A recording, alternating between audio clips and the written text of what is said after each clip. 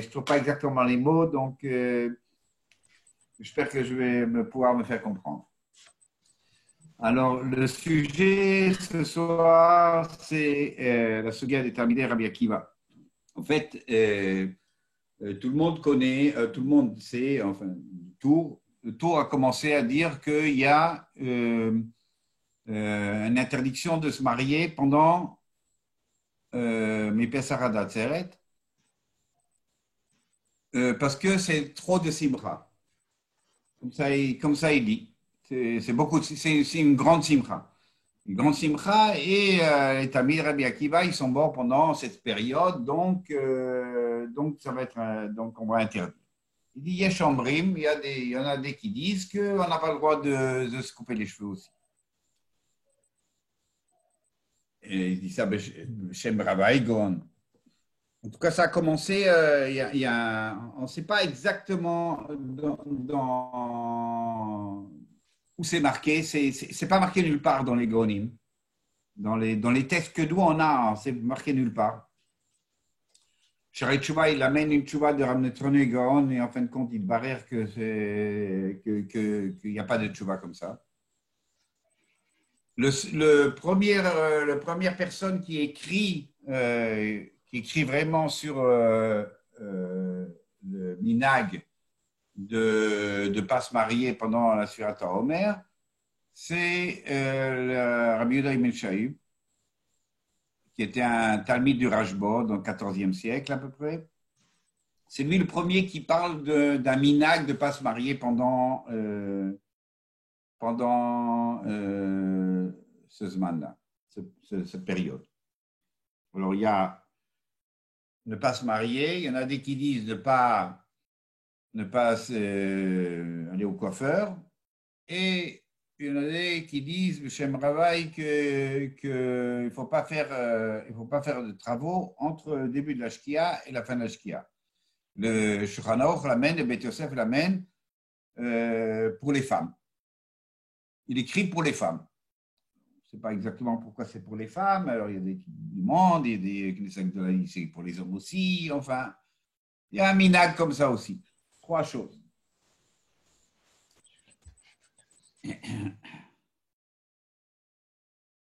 En tout cas, même si on dit, on entend du tour qu'il y avait que cette chmoua, comment on dit cette chmoua, David, tu dois faire la traduction simultanée. Hein. Alors, cette halakha-là du minag qui vient, soi-disant, des Gonim, on ne peut pas comprendre comment c'est possible une chose pareille. Si, entre le temps des Gonim et l'histoire de Rabbi Akiva avec ses Talmidim, il s'est passé 800 ans. Pendant ces 800 ans, il n'y a rien eu. On n'a pas marqué le fait qu'ils sont morts. Rien. Il n'y a rien qui se passe. Et tout d'un coup, après 800 ans, ça commence quelque chose à partir des Gonim, à partir de la Tkoufa des Gonim. En tout cas, c'est pas quelque chose qui est écrit dans les Gonim. Il commence un minag. Dans le Rif, il n'y a rien marqué là-dessus. Dans le Rambam, il n'y a rien marqué là-dessus.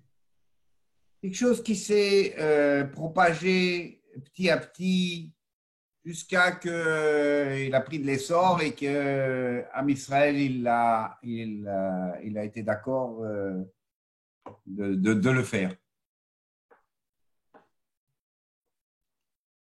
Alors, ni la Mishnah, ni la Gemara, ni les Gaonim, ni le Rav des Rishonim n'en parlent même pas. Mais ça veut dire que c'est venu petit à petit. À partir des Gaonim, d'après le tour, à partir des Gaonim, il y a eu une emprise de cette chose-là qui s'appelle le Ksat Avelut, un petit deuil, un petit endeuillement pendant la Sfirat HaOmer.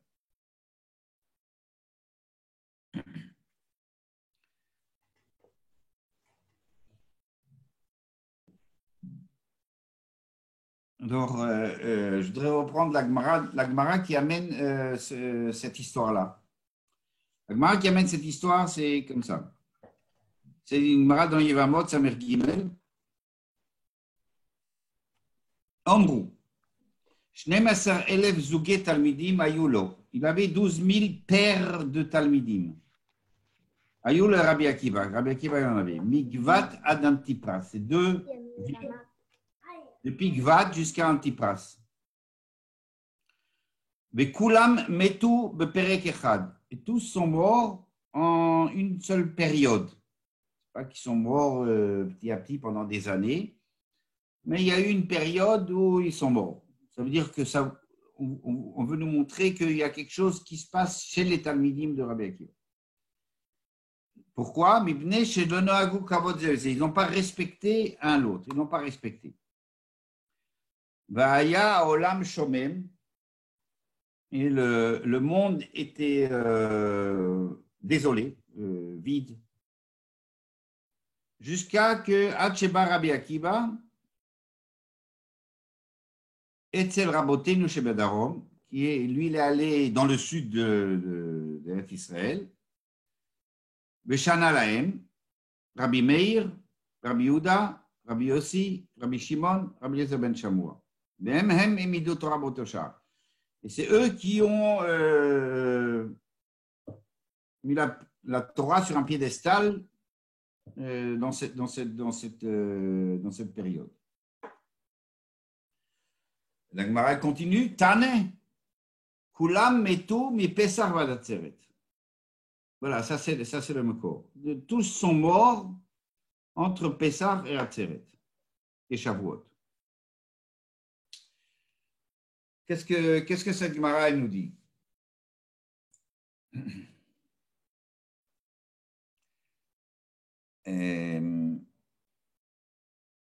D'abord, on va essayer de comprendre que ça veut dire 12 000 paires. Pourquoi est-ce qu'on a besoin de parler de paires? Tu veux dire 24 000, dis 24 000. Qu'est-ce que tu dis 12 000 paires? 12 000 paires de Talmidim, il avait Rabbi Akiva. Ensuite, l'Okibdou Zézé. Ils n'ont pas donné beaucoup de respect un à l'autre. Il n'y a pas marqué que bisous Zézé. C'est-à-dire, ils l'ont humilié leurs collègues de Limoud. Ils n'ont pas dégradé, ils ne les ont pas insultés, ce n'est pas marqué. Ils ont manqué de respect. Alors, c'est Chayav Mita. Où est-ce qu'on a trouvé un Chiyuv Mita, une peine de mort pour le fait de ne pas respecter?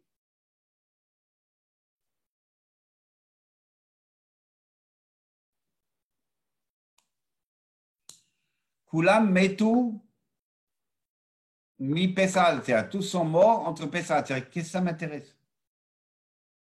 Si, au moment de l'Agmara, il y avait une halakha, il y avait un din, que, voilà, à partir de ce moment-là, on va être en deuil. Alors tu dis, OK, Pessah Atzeret, on doit me dire quand ça s'est passé pour pouvoir que je puisse faire un deuil. Mais donné que de la Gemara, et pendant 800 ans, il n'y a rien eu de ça. Et en plus que ça, et ensuite, pendant des centaines d'années, jusqu'à ce que ça s'est mis en place. Donc, qu'est-ce que ça peut m'intéresser? Pourquoi est-ce que la Gemara, elle me parle de mi Pesach Atzeret, que ça s'est passé? Qu'est-ce qu'il y a un moment historique? On a besoin de savoir quand ça s'est passé. Ils sont, voilà, les Tamidim, ils sont morts parce que l'Okibdou Zézé, ils n'ont pas respecté les uns les autres. Ça peut me faire quand c'était? C'était en Elul. Qu'est-ce que mi Pesach Atzeret, ça me donne?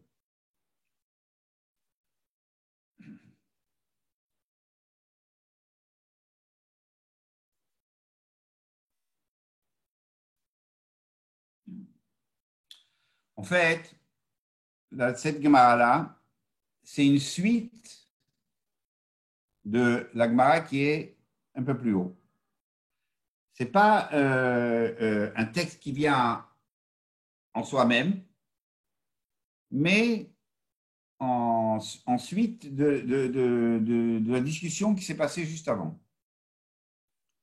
Alors, je vais juste lire ce qui a marqué avant. Tani, Rabbi Yeshua Omer. Rabbi Yeshua dit, Nasa Adam Isha Biyaduto, celui qui a marié une femme quand il était jeune, Issa Isha Beziknuto. Il n'a pas de femme quand il est, si par exemple sa femme est Niftara, ou, il se marie avec une autre femme quand il est plus vieux. Ayolo Bani Biyaduto, s'il avait, il en avait déjà quand il était jeune, Yelo Bani Ziknuto, même quand il est plus âgé, il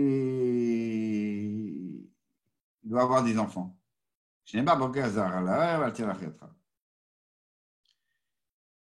Ça, c'est Rabbi Yeshua. Rabbi Yeshua parle de la femme et de l'enfant. Rabbi Akiba Omer. La mat Torah bialduto, celui qui a appris quand il était jeune, il doit apprendre aussi quand il est plus vieux.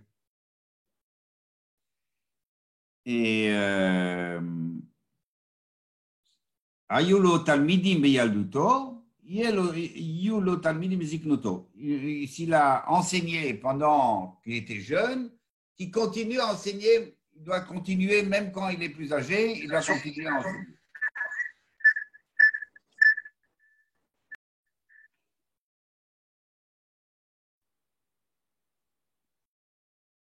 Bon.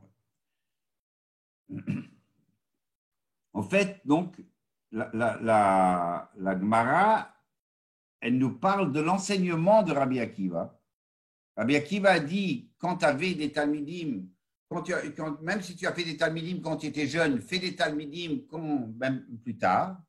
Et là-dessus, la Gemara, elle ramène l'histoire des talmidim de Rabbi Akiva chez Meto, qui sont morts, et il a été ma'amid de 5 talmidim après. Et dans le Midrash, c'est très, très poussé, parce que à ce moment-là, il amène Rabbi Akiva a dit qu'il faudrait le talmidim plus tard aussi. Et dans le Midrash, il dit, voilà, quand il a pris les 5 talmidim, il dit, écoutez, Tinago, Kavod, Zebeze, respectez un l'autre, parce que pour qu'il ne se passe pas la même chose que s'est passé avec les autres. On parle de la vie de Rabbi Akiva B'Etzem. Rabbi Yeshua parle de la femme et les enfants, et Rabbi Akiva parle d'apprendre et d'enseigner.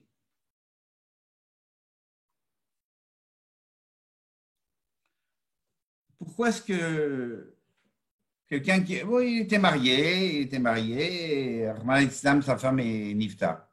Et il a 60 ans, 70, je ne sais pas à quel âge il a. Pourquoi est-ce qu'il devrait se marier?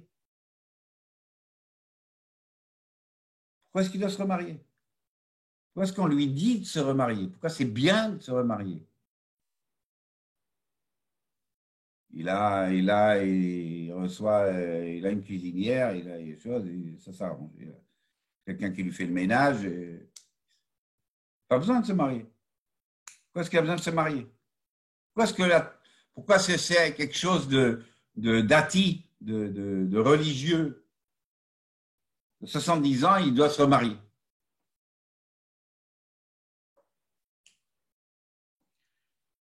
Pourquoi est-ce qu'il y a une avamina? David, une avamina, pourquoi est-ce qu'il y avait Une hypothèse, une une possibilité. hypothèse dans la Gemara, que celui qui a enseigné quand il était jeune, il ne devrait pas enseigner quand il est plus vieux? Qu'on a besoin de te le dire. Tu sais, tu as appris quand tu es jeune, tu dois apprendre quand tu es vieux. Tu as enseigné quand tu es jeune, tu dois enseigner quand tu es vieux. Pourquoi est-ce qu'il y avait un tzad, pourquoi est-ce qu'il y avait une possibilité de dire autrement?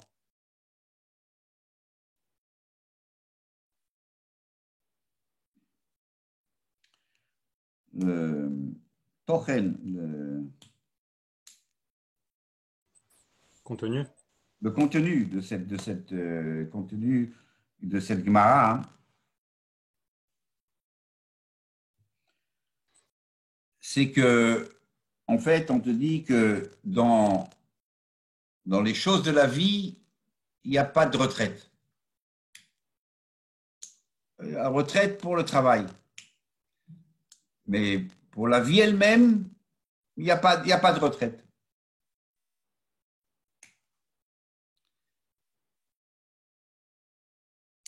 Un homme, il doit rester vivant avec toutes ses possibilités de vivre, toutes ses parties en lui-même vivent.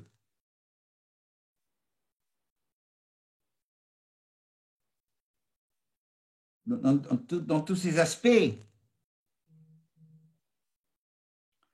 Il y a des choses que, en fait, normalement, ça revient à la jeunesse. Jeunesse, je ne parle pas jeunesse 18 ans, je parle 30, 35, 40.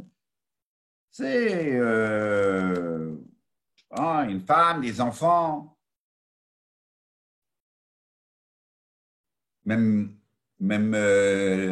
quand on va à l'université, quand on est jeune,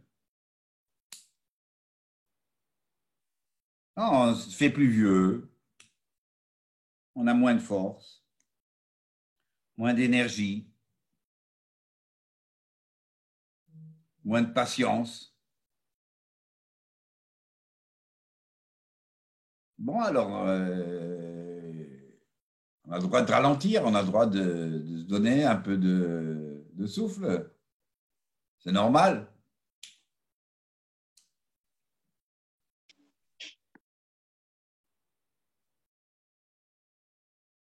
Alors, cette Gemara, elle vient nous dire, non, tu dois te dire vivant, tu dois, comment on dit, rester jeune dans la tête, ou plus que ça même. Tu n'as pas le droit de l'oreille des lourds. Tu n'as pas le droit de ralentir. Tu n'as pas le droit de faire mourir des parties en toi-même.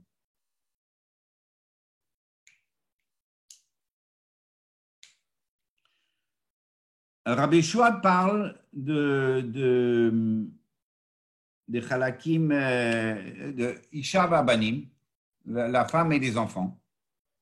Ça, ces parties-là, ces parties qui influencent un homme, c'est-à-dire la femme, marie-toi avec une femme. Pourquoi?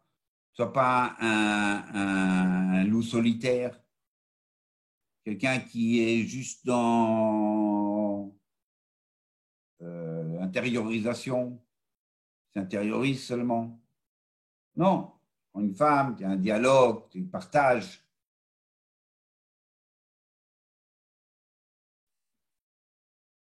יש לו אישה בילדותו, non, בזקנותו aussi. Quand il est vieux aussi, il doit laisser ce côté-là aussi vivant.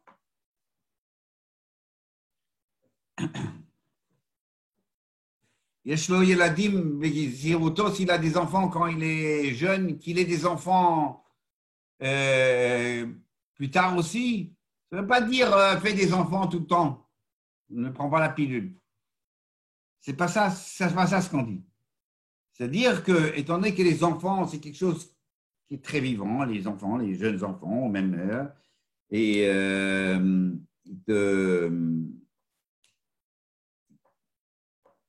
mettent en défi pour beaucoup de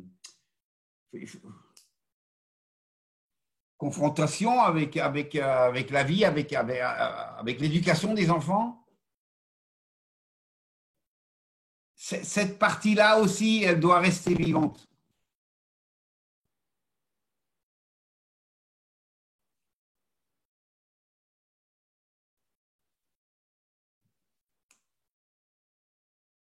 Il faut rester avec les parties, ces parties-là aussi, vivants comme avant.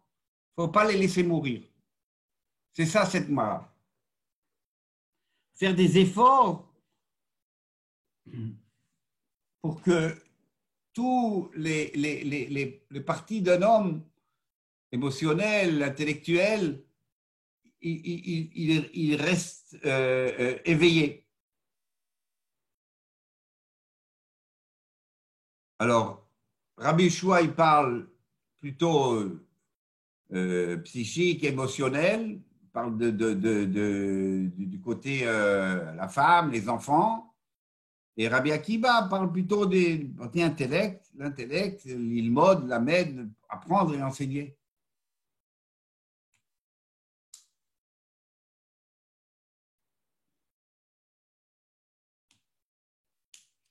Alors, qu'est-ce qu'un jeune fait? Quelqu'un de plus vieux il fait dans l'étude? Dans l'étude, quelqu'un de plus jeune, il apprend tout le temps des nouvelles choses.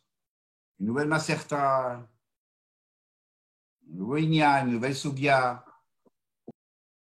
La curiosité est éveillée. Et ça le fait apprendre beaucoup de nouvelles choses. Quelqu'un qui a déjà passé sa vie à étudier, 50 ans à étudier. Alors, il peut se dire, bon, alors maintenant, je vais faire Khazara, je vais répéter tout ce que j'ai appris, ça va, j'ai appris, maintenant, on va faire la Bekiout, on va faire Khazarot. Non, on te dit, la mad Betsiroto, il mad Bezikloto. Tu dois ouvrir des nouveaux horizons. Tu dois chercher de la même manière qu'un jeune. Il cherche un autre Maserta, il n'a pas encore Maserta, Yodaim, il n'a pas encore fait, il n'a pas encore fait Negoïm, il n'a pas encore fait. Alors il va chercher, il va prendre encore quelque chose, encore quelque chose. Ouvre-toi des autres horizons encore. Tu n'as pas fait de Navi, alors fais de Navi maintenant. Tu n'as pas fait Reskel, fais Reskel. Tu n'as pas fait la métaphysique, tu n'as pas fait Torah Tassod, fais Torah Tassod maintenant. Ouvre-toi des nouveaux horizons. Sois curieux, sois vivant.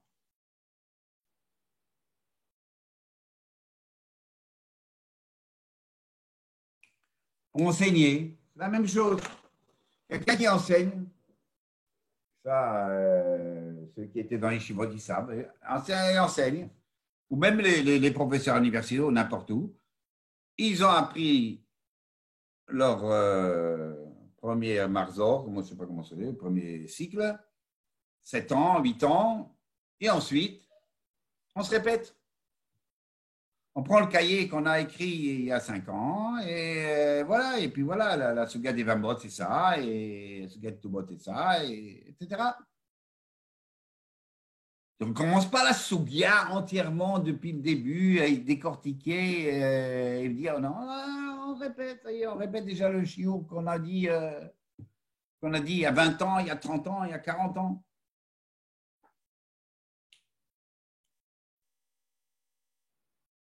C'est les jeunes. Mais Tsiroto, tu fais un nouveau chiour, et encore un nouveau chiour, et encore un nouveau chiour. Alors, c'est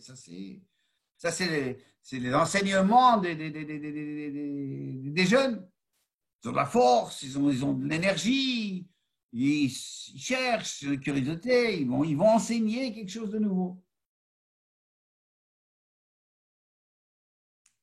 Je me rappelle, quand j'étais à Ponevic, il y avait ce qu'on s'appelle Shiur Ramim, c'est-à-dire les cours des rabbanim, des grands enseignants, ils étaient écrits en tapé à la machine et photocopiés. Donc, quand il y avait les shiurim, shiur klali, quand il y avait les cours centrales, je ne sais pas comment on dit, Cours magistral. magistrales de toute la yeshiva ensemble, on ouvrait, ce livre-là, il était là, et tout le monde pouvait l'ouvrir et savait à peu près ce que le Rav allait dire, sur quel sujet il allait parler, sur ce que Shach allait parler, à peu près. Bon, alors on ajoute ici un petit détail, ici un petit bord, un petit draya, mais la base du chiour était. Et je me rappelle, c'était ma Maseret Nedarim, Rav Shach, il avait 80 ans. Et pendant tout le Zman, il a dit des nouveaux shiurim. Des nouveaux shiurim, il n'était nulle part. Il était Mekayem, la mettre Beziknuto. Oh, on recommence. Allez, on recommence la Sugia et on regarde encore une fois. Et c'est un autre Inyan et je vais dire quelque chose d'autre et je vais faire vibrer les Talmidim d'une autre manière. Ah ouais, parce que normalement, ils savent à peu près ce que je vais dire. Ça ne les fait pas tellement vibrer. Mais là, je vais enseigner. Je vais enseigner comme un jeune.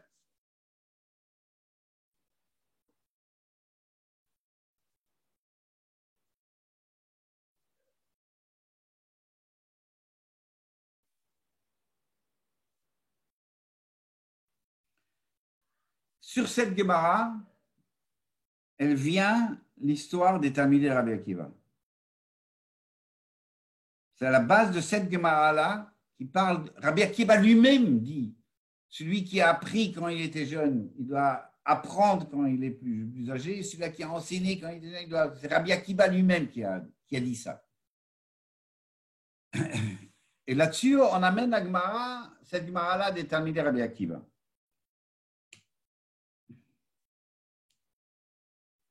Voilà. Il faut comprendre une chose. Quand on vient nous dire qu'il y avait 12 000 pères de Talmidim qui sont morts, mais nous dire un nombre, c'est quoi? C'est 12, c'est les Shvatim, c'est quoi 12 12 000. 12 000 fois 2. 12 000 pères. Alors, la Gemara, elle amène beaucoup de fois la Shon Guzma. 300 Kohanim étaient Matbilim la parochet. C'est très bien que ce n'est pas juste. Il y a beaucoup de fois que la Gemara, elle parle de la Shon Guzma. Ça veut dire qu'il y en avait beaucoup, il y a beaucoup qui sont morts. Et la preuve de ce que je dis, c'est que dans Kohelet Rabbah, dans Midrash Rabbah de Kohelet, il n'y avait pas marqué qu'il y a 12 000 pères, mais il n'y a que 12 000 qui sont morts. Et dans le Tanchuma de Shlach, il y a marqué qu'il y a 300 qui sont morts. Il avait 300 Talmidim. Qu'est-ce qu'on vient de dire? On vient de dire que ça dépend à quelle époque tu parles. Tu parles aujourd'hui, tu dis 24 000, c'est pas la fin, c'est pas tout le monde. Il y a 160 000 Bahoi Yeshiva Avrechei Koilel. Et 24 000, c'est pas Olam Shomem. C'est une tragédie. C'est pas Olam Shomem. Mais si tu parles dans les années 60, il y avait 300 Talmidim en tout et pour tout, dans tout Eretz Israël, tous les yeshivot comprises, et tous les kohelim compris.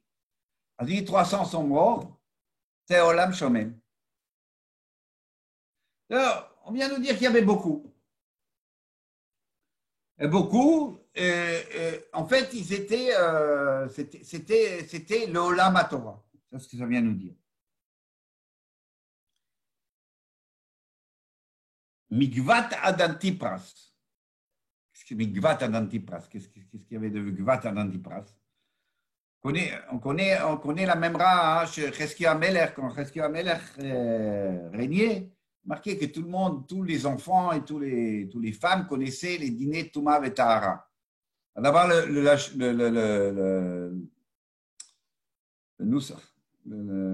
Gemara, la chambre de la Gemara, il dit Midan ad Beersheva, Migvad ad Antipras.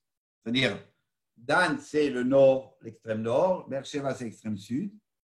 Mais on comprend que Gvat ad Antipras, c'est l'est et l'ouest d'Israël. Ça veut dire quand on te dit que voilà, les Talmidim, ils étaient Migvat ad Antipras, ça veut dire qu'ils recouvraient Israël. C'était ça le Olam HaTorah d'Israël. Et donc, quand ils sont morts, Olam Shomem, l'Olam, il est vide, il est désolé. C'est-à-dire, il y avait plein de Talmidim de tous les côtés, et c'était extraordinaire, et puis ils sont tous morts.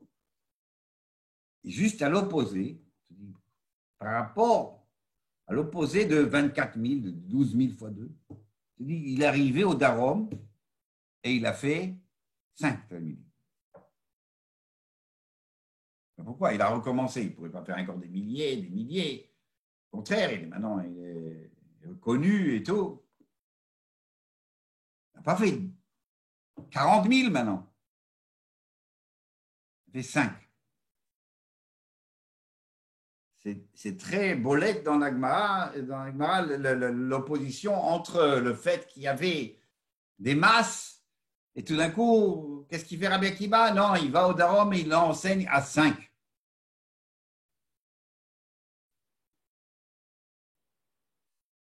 On est en train de donner l'opposé entre la masse et le beaucoup et le peu et le petit. Entre la quantité et la qualité. On donne une opposition entre la différence entre une approche personnelle ou une impossibilité d'avoir une approche quand on a une yeshiva de 1000 personnes.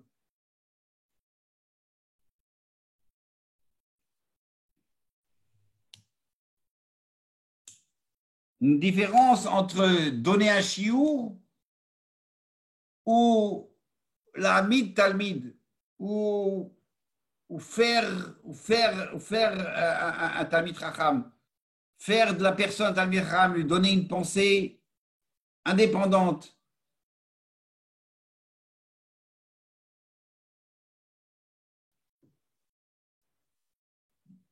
Je parle avec la France, vous pensez avec des parents de France, vous pensez que vous envoyez votre fils à la yeshiva en Israël et voilà, et ça va, on s'en occupe, voilà, il va venir, il va revenir, il est un talmid racham et il va avoir toutes des bonnes qualités et tout.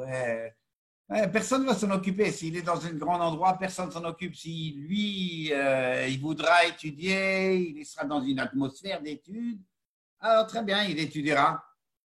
Mais personne ne s'en occupe. Hein. Personne ne s'en occupe. Il faut, c'est des petits endroits, c'est là où on s'en occupe. Des petits endroits, des endroits où il n'y a pas beaucoup de talmidim. Là, il y a une possibilité d'avoir une approche au talmid. Dans des grands endroits, c'est. S'il s'y met, il s'y met. S'il s'y met pas, c'est lui qui va décider.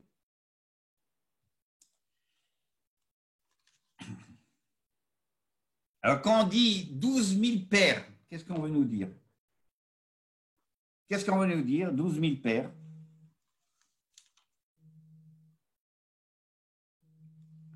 D'où ça vient ces 12 000 pères? 12 000 pères, je vois, il y a une Gemara dans Ketubot qui dit comme ça. Il raconte l'histoire, vous connaissez l'histoire de Rachel avec Rabbi Akiva. Donc, Rabbi Akiva est parti étudier pendant 12 ans. Et quand il est revenu, il avait 12 000 talmidim. Et il a entendu derrière la porte qu'il peut retourner. Alors, il est reparti pour 12 ans et il a eu de nouveau 12 000 talmidim. Bon, c'est bien sûr que 12 et 12 et 12 et on vient nous dire quelque chose avec le 12.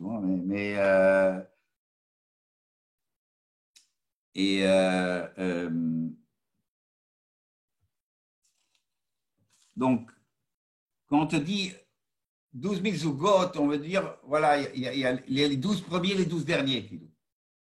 C'est 12 et 12. Et ça n'a pas changé. C'est les 12 premiers et les 12 derniers, c'était dans la même situation. Ces deux phases dans la vie de Rabbi Akiva, 12 ans et 12 ans, et dans les deux fois, ça n'a pas marché. On parle de la vie de Rabbi Akiva. Rabbi Akiva, il a dit quelque chose et il a vécu quelque chose. Et il nous explique ce qu'il a vécu.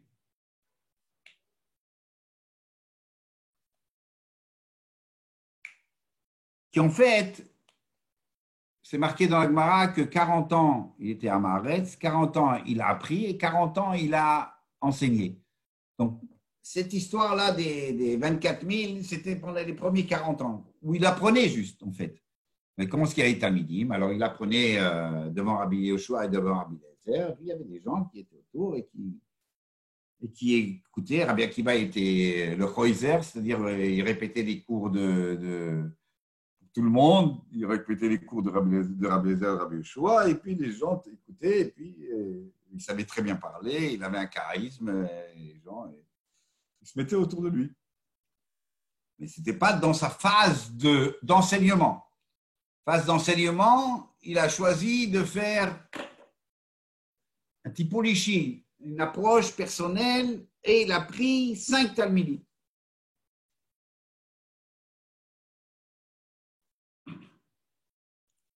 Parce que si on veut vraiment enseigner, on veut vraiment faire un talmid, on ne peut pas avoir des masses. Il faut un groupe où on peut parler avec chacun, on peut décortiquer avec chacun, et chacun il a une autre manière un peu de réfléchir, il faut pas écraser sa personnalité, il faut lui laisser de la place.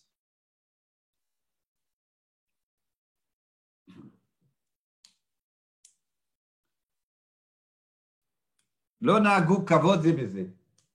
Ils n'ont pas respecté. Non, mais ils n'ont pas, ils n'ont pas respecté. Salam alaikum, ils n'ont pas, insulté, ils n'ont pas, comment on dit, humilié. C'est pas marqué ça, c'est pas marqué. Alors, ok, bon. Correctly. Politiquement correct. Voilà, politiquement correct. Qu'est-ce qui se passe dans les chivotes? Qu'est-ce qui se passe chez nous dans les chivotes? On crie, on hurle, on dit des bêtises, c'est des bêtises, ch'touillottes. Alors, c'est pas comme ça qu'il faut étudier? Non, il faut étudier comme ça. Je pense qu'on pourrait peut-être dire une autre approche. Ce que tu dis, c'est très très bien, mais peut-être regardons un autre angle dans cette partie du Talmud. Ben, ça marche pas comme ça marche pas. On peut pas étudier comme ça. La Gemara dit dans Kiddushin, Esvaev besufo. Afilu abu bno, afilu rabu tamido, shenasu oivim zeleze, בסוף nasu oivim zeleze. Comment ils ont fait oivim zeleze? Qu'est-ce qu'ils faisaient quand ils étaient oivim zeleze? Qu'est-ce qu'ils faisaient? Ils étaient mechabed. Ils étaient un imbécile, tu ne comprends rien.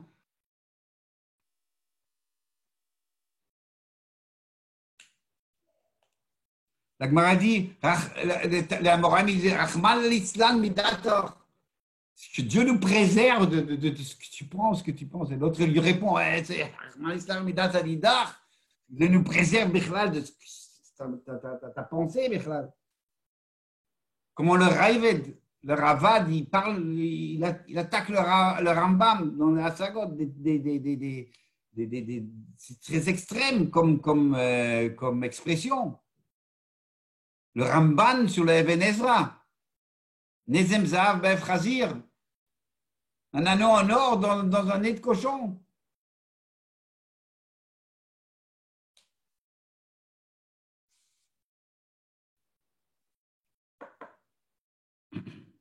Mais en fait, c'est comme ça. Si vraiment il y a quelque chose qui t'importe, il y a quelque chose, et bien, on veut que ton limoud soit comme ça. Ton limoud doit être Kiem Chayenu. Il doit être vraiment quelque chose qui אכפת לך. Qui t'importe. Qui nous importe. Importe. Et vraiment, ça nous dérange. Et on veut que ce soit mais qu'il faut, que ce soit guerroyant, je ne sais pas comment on dit. C'est comme ça, quelque chose que vraiment ça brûle chez moi, eh ben, c'est comme ça que ça sort.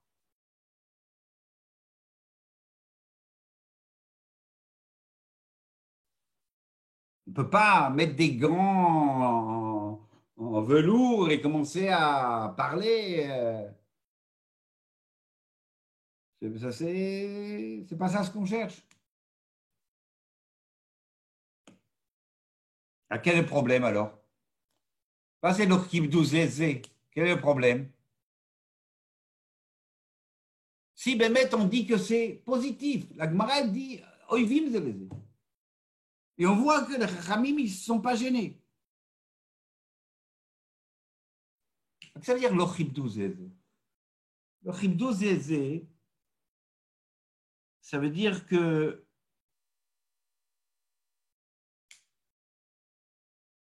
ils n'avaient pas d'estime à l'autre. Loïrichou. Je peux me disputer avec quelqu'un, car ils m'ont disputé en Lernan, en études, et s'énerver, crier, etc.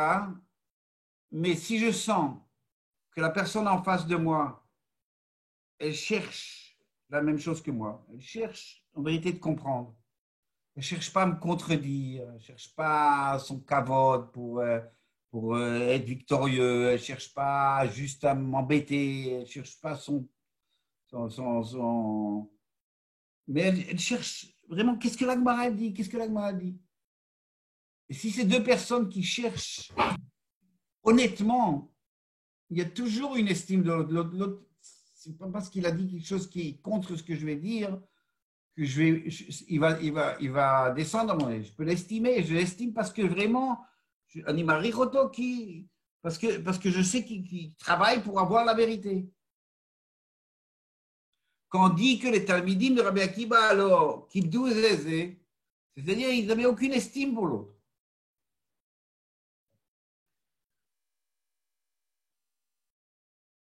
Tu peux faire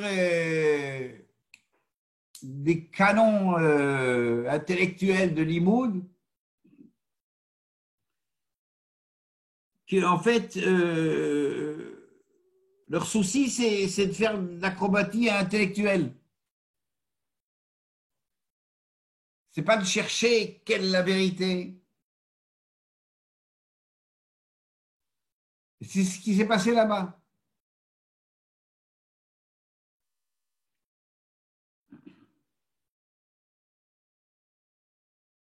Mais la Gemara dit que chez quelqu'un qui est vraiment Aboubno, ça veut dire qu'ils ont une relation, c'est pas ils ont une relation, avec Talmi, ils ont une relation.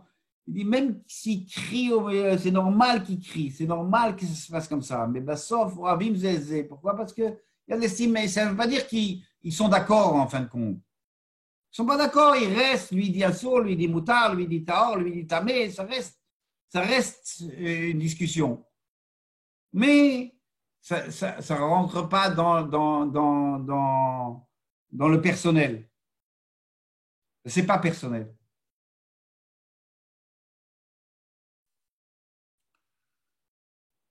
Alors, dans ces Talmidim de Rabbi Akiva qui n'étaient pas dans ce cas de figure d'avoir d'estime, mais justement de pouvoir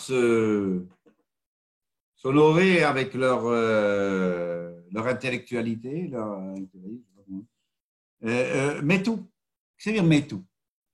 Mais tout, on a besoin de... Il n'y a rien sorti de ça.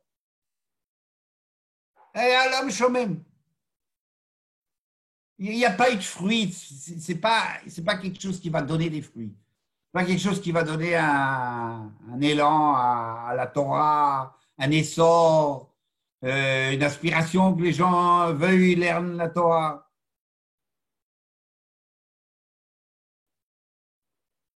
Par contre, Kotler disait toujours comment est-ce qu'on fait à vélo sur les Talmidim? Il y a marqué dans le Rambam, dans la Gemara, que si on pleure trop sur un mort, c'est très mal et on va pleurer sur d'autres morts.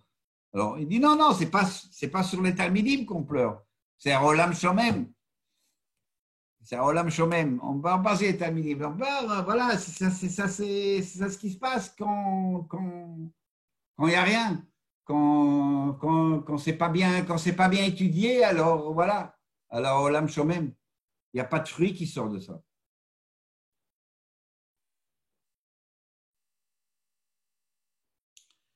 Alors, Agmaral, donc, elle nous dit qu'il y avait un grand rave avec beaucoup de Talmidim et il n'est rien sorti de tout ça.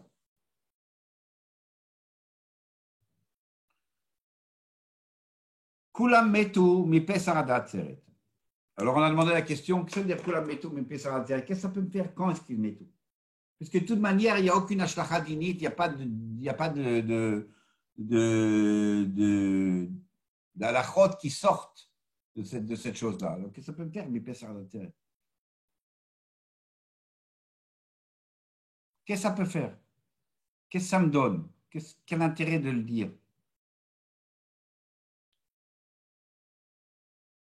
Pesar atzeret, c'est quoi? Il n'y a pas marqué Metu bizman Sfirat HaOmer. Marqué mi Pesach Atzeret. Qu'est-ce que c'est Pesach Atzeret? Qu'est-ce que c'est Pesach Atzeret? Le printemps. C'est le printemps. Zman Aktsira, si vous voulez. Bon, là, on coupe la récolte. Mais c'est le printemps. On sort du confinement de l'hiver, de notre hibernation, et on sort dehors et il fait bon. Il fait bon. Les arbres commencent à avoir des bourgeons et du muguet.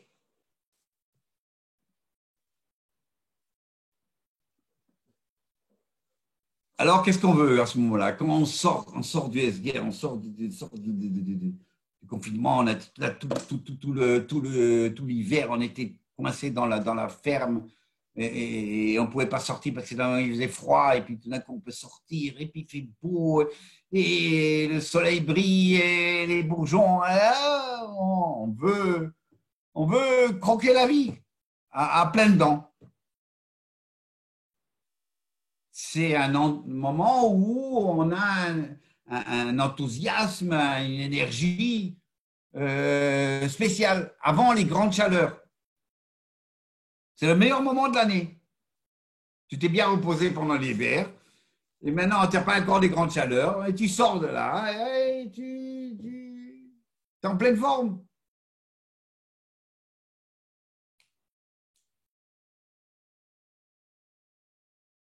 La ktira, c'est un symbole aussi. Ça veut dire tu prends de la nature, tu arraches la nature, tu la prends vers toi.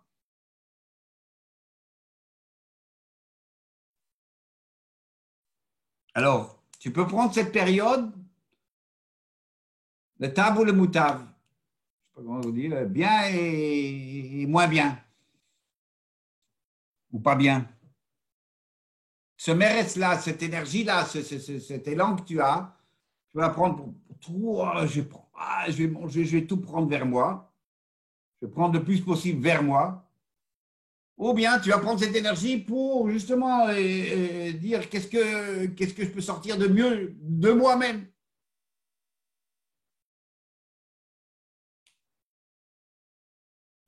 Comment au maximum je peux sortir de moi quelque chose.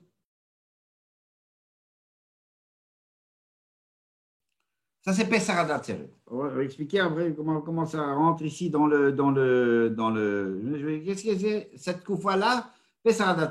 Ça doit mettre un doigt. En fait, ce nocé-là, cette nekuda-là et cette point, il doit mettre un doigt sur justement le inyan qu'on a parlé avant, le sujet qu'on a parlé avant. Parce que autrement, ça n'a aucun sens que la Gemara nous dit comment est-ce qu'ils sont beaux.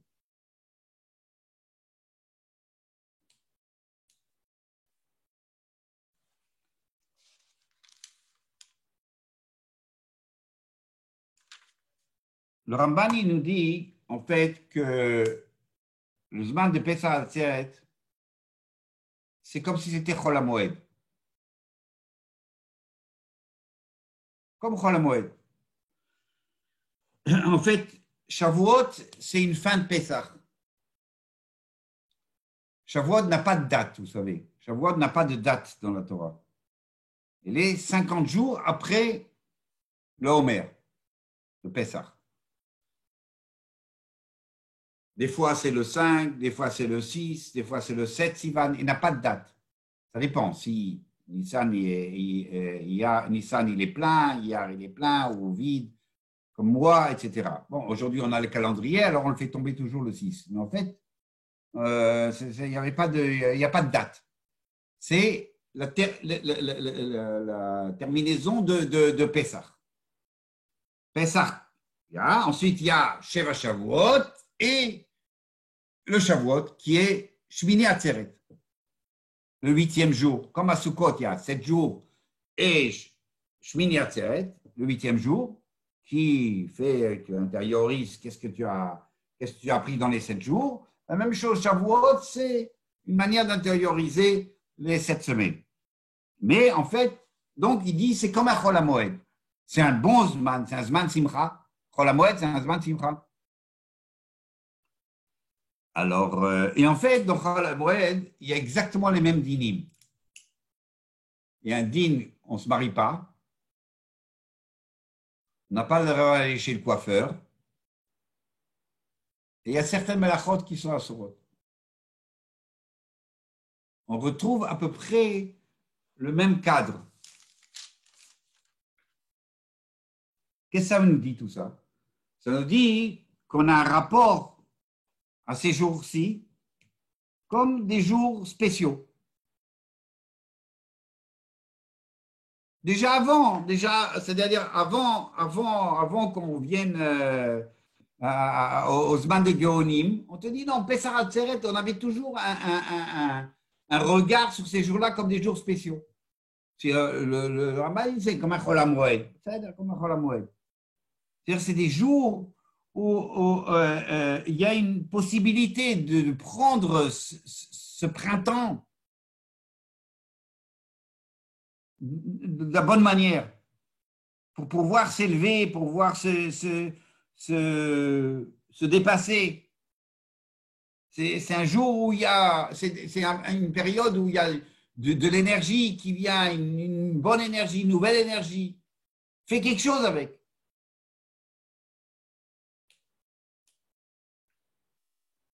Quand on dit que Betou mi Pessah Atzeret, ça veut dire qu'on met le doigt dessus.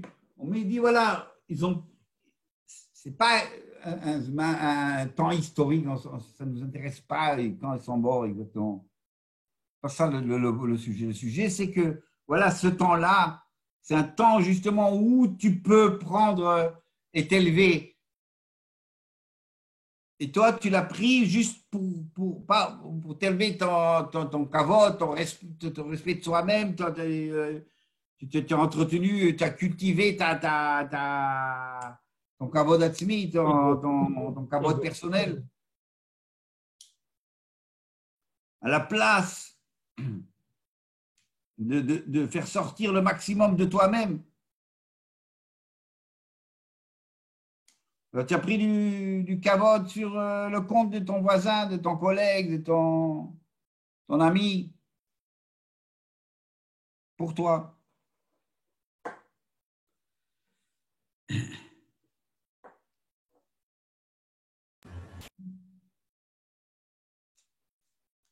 Non, on va terminer avec la dernière question qu'on a demandé. Comment c'est possible que pendant 800 ans, il n'y avait rien du tout et puis tout d'un coup, on a commencé à mettre ça dans la Tzirat HaOmer. En fait, dans la Torah, Shavuot, ça n'a rien à voir avec Matan Torah. Shavuot, c'est Chag HaShavuot ou Chag HaKatzir ou Yom HaBikurim. Il n'y a aucun remez dans la Torah que Shavuot, c'est Matan Torah. Seulement, il y a Korban de Shte Alechem. C'est ça ce qu'il y a dans Shavuot. Seulement, après qu'il y a le Korban Bet Hamikdash, il n'y a plus de Katsir, il n'y a plus de Bikurim, il n'y a plus de Shte Alechem, il n'y a plus rien. Chazal a voulu donner un tochen à la fête, donner un sens, qu'on puisse vivre. Bien sûr, c'est un rapport, je ne sais pas maintenant, c'est un cours à part. Quel est le rapport entre Chagashavua, Katsir et Matan Torah, etc. On peut faire un lien. Mais en tout cas, dans la Torah, ce n'est pas le lien. Et à partir de la fin du Talmud et des Gaonim, on a commencé à parler de Matan Torah, Chag Matan Torah. Et ce que je dis, c'est marqué dans le Rivash. Le Rivash, il dit que ça s'est passé à ce moment-là. Il y a eu un tournant pour pouvoir donner un Tochen à la Chag. Alors, on a dit que c'était Chag Matan Torah. Au moment des Gaonim, ça a commencé. Donc, si Shavuot, ça devient Chag Matan Torah, alors Sfirat HaOmer, ça devient la Chana de Matan Torah. Alors, on compte, on s'élève, on compte encore un jour. D'après le nouveau sens, c'est ça ce que la Sfira, elle s'est positionnée. Donc, on monte de Darga, et alors quand est venue la Kabbalah, alors c'était les Sphirot, alors on monte tout le temps, et on termine tous les Midot, et on est Metaken et Tatsmo, on se perfectionne pour pouvoir arriver à Matan Torah.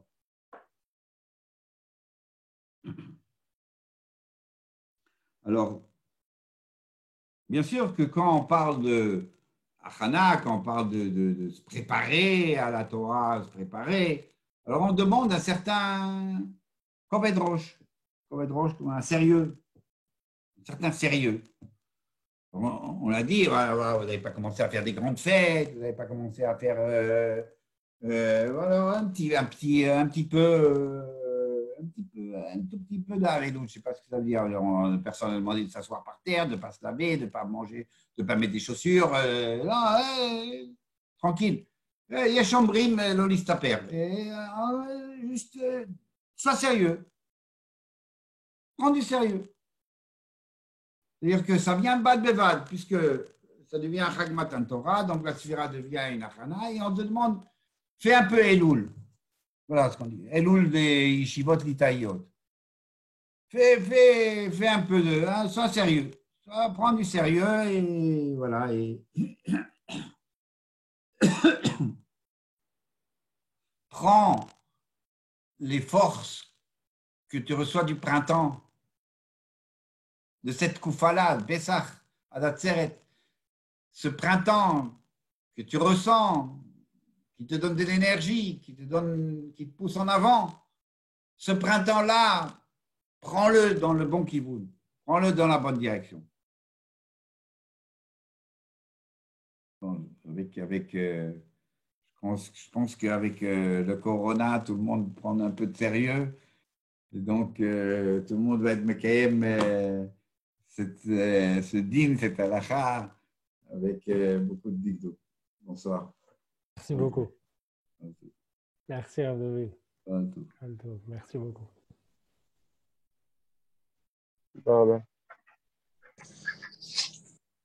Yitzhak.